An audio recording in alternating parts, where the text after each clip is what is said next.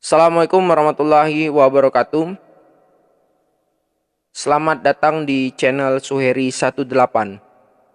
Channel yang memberikan edukasi, motivasi, dan sharing untuk kita semua. Apa kabar semuanya? Semoga kita dalam keadaan sehat dan dalam lindungan Allah Subhanahu wa taala. Sudah siap untuk belajar hari ini?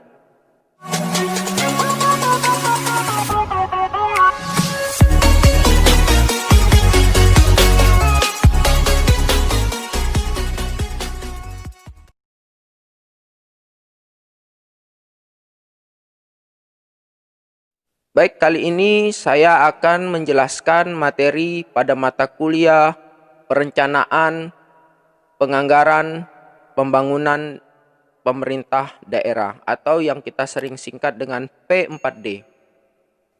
Pada materi sebelumnya kita sudah menguraikan mengenai pendahuluan, di mana di dalamnya sudah kita jelaskan tentang pengertian serta manfaat-manfaat dari perencanaan daerah. Kali ini kita akan menguraikan materi tentang karakter pembangunan Indonesia. Nah, pada materi ini akan diuraikan menjadi 3 bagian, yaitu yang pertama, paradigma pembangunan, yang kedua, partisipasi dalam perencanaan, yang ketiga, titik kritis perencanaan dan penganggaran. Kita akan uraikan satu persatu. Yang pertama, paradigma pembangunan. Paradigma pembangunan adalah cara pandang terhadap suatu persoalan pembangunan yang dipergunakan dalam penyelenggaraan pembangunan dalam arti pembangunan baik sebagai proses maupun sebagai metode untuk mencapai peningkatan kualitas hidup manusia dan kesejahteraan. Secara teoritis, konsep pembangunan memiliki banyak definisi dan pendekatan. Dalam studi ilmiah, konsep ini diakui telah beberapa kali mengalami pergeseran pendekatan. Mulai dari pendekatan economic well-being, minimum acceptable standard of living, sehingga pendekatan tersebut disesuaikan dengan nilai yang dianut oleh para politisi dan cendekiawan suatu negara dalam waktu tertentu. Nah, ini saya kutip dari pendapatnya Effendi dalam bukunya yaitu tahun 89. Namun hampir semua pendekatan tersebut gagal menghasilkan kondisi yang dicita-citakan. Salah satu sebab kenapa beberapa pendekatan pembangunan yang pernah diterapkan itu mengalami kegagalan, ini dikarenakan karakter beberapa pendekatan tersebut yang berorientasi pada pencapaian hasil dalam waktu sesingkat-singkatnya dan kurang mengutamakan pada proses yang sebenarnya. Di samping itu, permasalahan di bidang kepemimpinan publik dan manajemen pelayanan publik tidak benar-benar berorientasi pada rakyat. Paradigma pembangunan Indonesia mengalami perkembangan sebagai berikut. Pertama, yaitu paradigma pertumbuhan. Yang kedua, pergeseran dari paradigma pertumbuhan menjadi paradigma kesejahteraan. Atau dalam literatur lain disebut dengan paradigma basic need. Dan yang ketiga, paradigma pembangunan yang berpusat pada manusia. Atau people-centered development paradigm. Pelaksanaan pembangunan di negara berkembang seperti Indonesia menekankan pada upaya peningkatan pendapatan masyarakat dan pertumbuhan pendapatan nasional. Penerapan paradigma pertumbuhan berorientasi pada pertumbuhan ekonomi.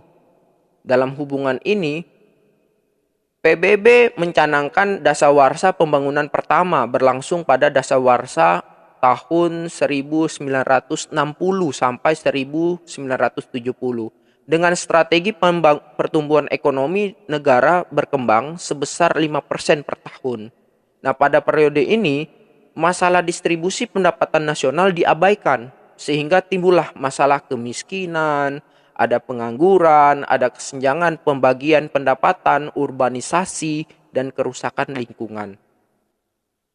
Dalam paradigma pertumbuhan, Peran pemerintah adalah menyusun perencanaan dan menciptakan pertumbuhan ekonomi yang diinginkan dengan unsur utama pertumbuhan GNP serta pertumbuhan tingkat penanaman modal. Ini juga pendapat dari Effendi tahun 89 di halaman 5 sampai 6. Nah, perencanaan pembangunannya bersifat center down atau top down yang merupakan kelemahan paradigma pertumbuhan. Sebab dengan mekanisme perencanaan pembangunan yang center down, semua aspirasi rakyat cenderung diabaikan, kecenderungan elitisme yang muncul. Beberapa negara yang mengalami kegagalan dengan model paradigma ini adalah seperti Brazil dan Chili. Nah, pertumbuhan ekonomi yang dicapai oleh kedua negara tersebut dan diharapkan perlahan-lahan menetes ke bawah atau trickle down effect, ternyata tidak terjadi sebagaimana yang diharapkan, malahan menimbulkan ketimpangan. Nah, kelemahan paradigma pertumbuhan ini akan semakin kelihatan apabila kritik-kritik yang dilontarkan oleh ahli ekonomi politik dapat diikuti sejak tahun 1970-an. Para ahli ekonomi politik ini menunjukkan bahwa pertumbuhan saja bukan berarti pembangunan. Pembangunan itu harus juga berarti pemenuhan kebutuhan pokok seperti kesempatan kerja dan berusaha. Lalu pemberantasan kelaparan dan kekurangan gizi. Ada pemeliharaan kesehatan, ada penyediaan air bersih dan perumahan. Oleh karena kelemahan tersebut, para ahli merekomendasikan agar negara berkembang menggeser paradigma pembangunannya ke paradigma kebutuhan dasar. Dalam paradigma ini, di samping diperlukan pelayanan publik, penciptaan kondisi tertentu juga dituntut untuk memberikan akses yang sama kepada setiap warga negara dalam memperoleh pelayanan publik. Terciptanya akses pelayanan yang terbuka dan sama ketika setiap lapisan masyarakat diperlukan bagi pemerataan hasil pembangunan dan pelayanan publik. Hal ini disebabkan karena di negara berkembang, kesejahteraan ditentukan dengan kemampuan untuk mendapatkan akses dan kemampuan untuk menggunakan pelayanan publik. Namun, yang terjadi adalah bahwa pelayanan publik yang tersedia belum dapat dinikmati oleh masyarakat secara merata, seperti pelayanan di sektor pendidikan, kesehatan, listrik, dan air minum, yang lebih banyak dinikmati oleh masyarakat kota dan golongan ekonomi kaya. Dengan pelayanan publik yang bias terhadap golongan masyarakat tertentu, prestasi yang kurang dari kinerja birokrasi itu sendiri dapat diperlihatkan. Nah, kekurangan pada sisi kemerataan atau kualitas dari pelayanan publik yang diberikan oleh birokrasi terjadi karena berbagai keterbatasan yang dimiliki oleh organisasi birokrasi.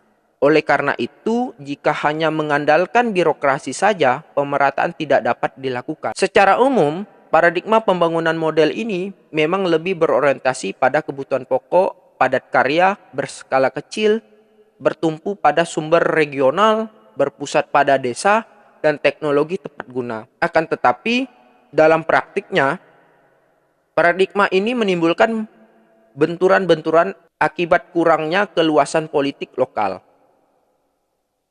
Bahkan pada hakikatnya, strategi atau paradigma pembangunan basic need meminjam istilah Paulo Freire merupakan asistensialism, yaitu suatu usaha untuk membantu masyarakat secara finansial atau sosial yang bersifat sementara guna memerangi gejala-gejala, bukan memerangi penyebab terjadinya masalah.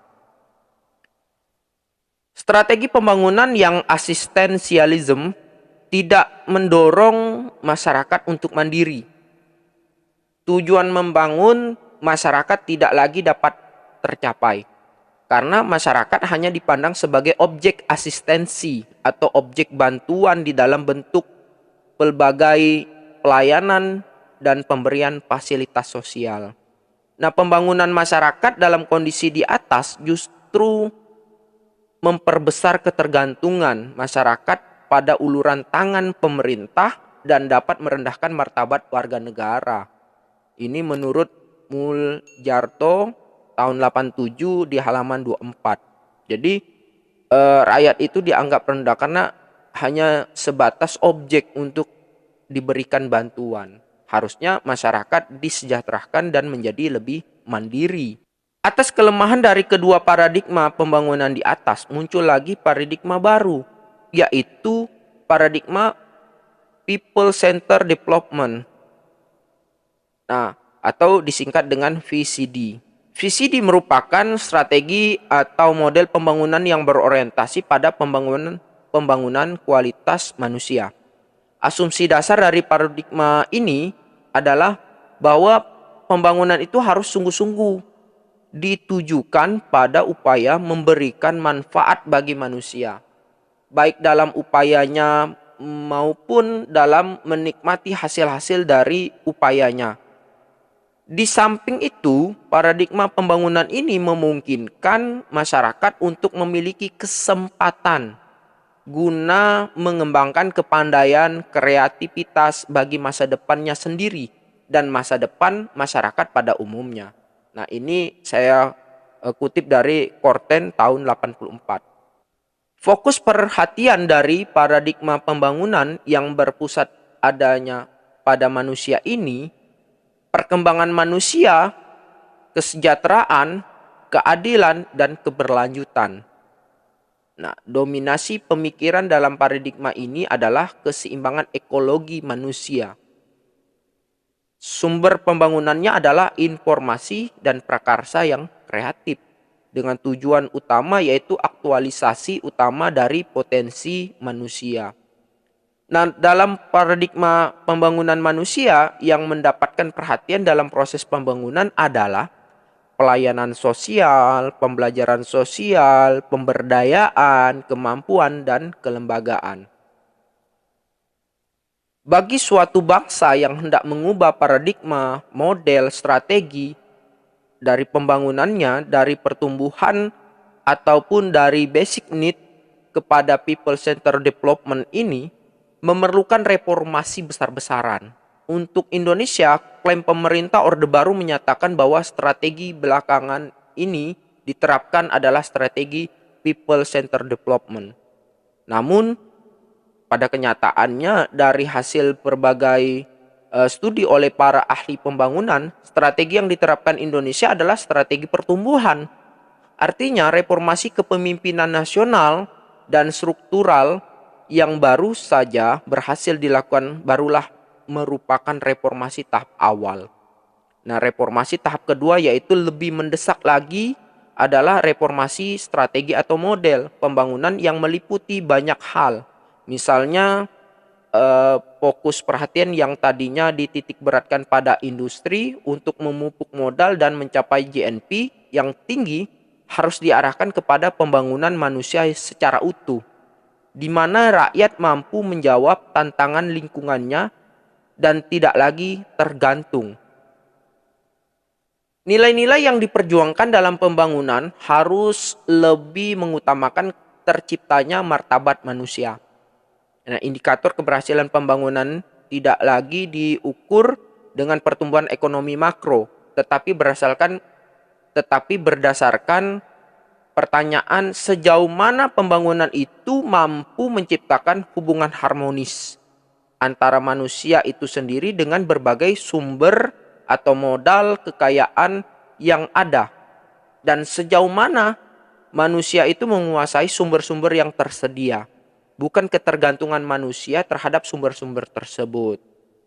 Nah, pembangunan dinilai berhasil bila mana hubungan antara manusia dengan sumber-sumber tersebut menciptakan keharmonisan kehidupan manusia itu sendiri. Peran pemerintah tidak boleh lagi dominan. Nah, pemerintah itu tidak boleh lagi berperan sebagai pemborong yang aktif memupuk modal sehingga semua perencanaan dan kebijakan itu berasal dari atas ke bawah. Nah, itu adalah penjelasan tentang paradigma pembangunan. Nah, kita akan lanjutkan yaitu partisipasi dalam perencanaan. Baik, mengenai partisipasi dalam perencanaan kita akan sambung pada video berikutnya dan pertemuan berikutnya. Assalamualaikum warahmatullahi wabarakatuh.